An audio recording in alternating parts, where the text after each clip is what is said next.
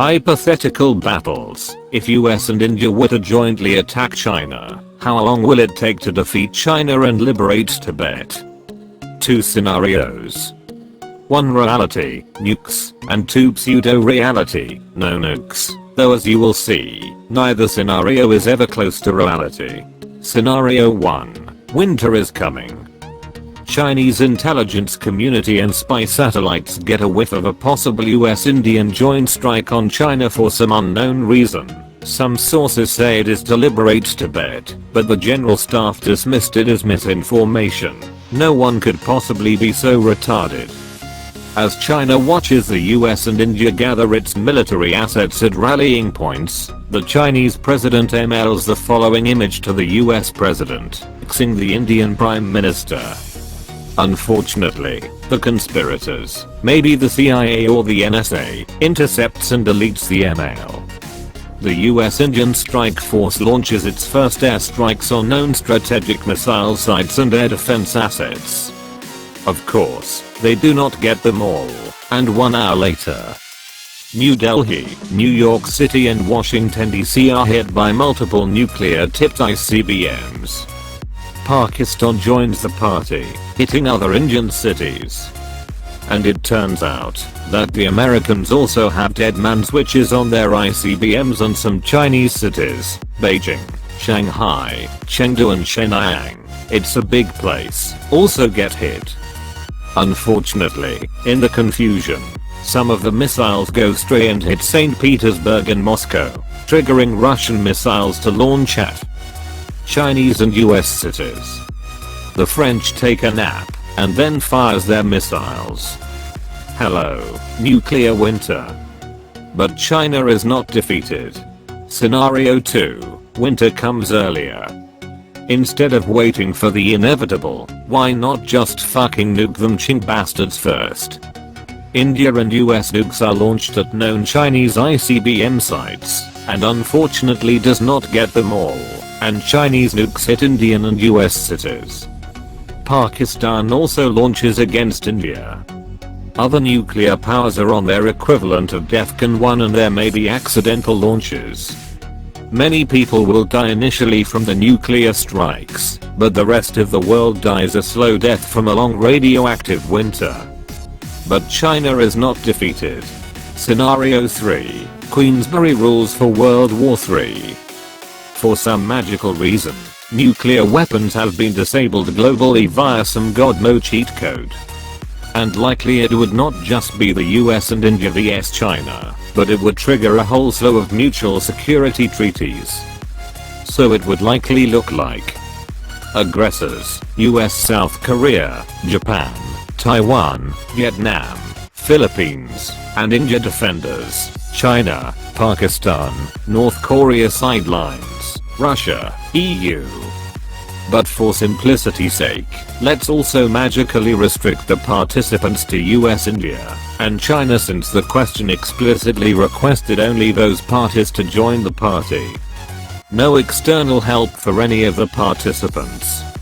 Once again, Chinese spy satellites give advance warning that something fishy is going on as aircraft carrier battle groups start moving towards China. Military attaches and diplomats are scrambling to figure out what is going. But the Americans and Indians say it is a joint exercise. As Indian troops start to mass on the Himalayan border, and more US carrier task forces move from Japan, it looks less and less like an innocent exercise. China sends submarines to shadow the fleets, and issues an ultimatum to the Americans and Indians, fuck off or get fucked. But the coalition ignores them, and maintains that it is an exercise. Suddenly, bombs start falling from the skies, waves of B-2 stealth bombers strike at ICBM launch sites, DF-21 carrier killers. Simultaneously, B-52 fleets take off for China to mop up and target other military sites. But they could not hit them all. Soon, waves of ICBMs fly towards the coalition carrier groups. There was no adequate defense against them. Combined with Chinese submarines, the attack obliterates India's carrier task forces and sinks 4 US carriers and scores of other escort ships. Remaining 4 carriers are damaged to various degrees. Many if not all the Chinese subs would be sunk or captured. The remaining carriers sought either aircraft for air superiority and airstrikes over China, with coordinated sorties by the Indian Air Force and the USAF in Okinawa. USAF tankers are kept very busy. And the PLARF is waiting. Extensive anti-air defenses wear down the coalition pilots, countermeasures, fuel, and mental fatigue. And with limited operational time, the advantage favors the defending aircraft. However, US pilots are the best in the world with the most training and experience, and Indian pilots also have experience in hot conflicts before. This one is tough to call, but the defenders have an advantage in logistics, and thus the outcome of the battle the longer it drags on. While the most modern aircraft of the PLARF, J-11 Akasu-27, J-10, J-16, tangos with the coalition air superiority fighters and fighter bombers, older interceptors, J-7 Akasu-15, J-8 Akamiji-21, try to take out the older B-52 bombers. While the targets of the bombers were never known, it was suspected that the Three Gorges Dam was targeted, and if it were hit, there would have been devastating consequences.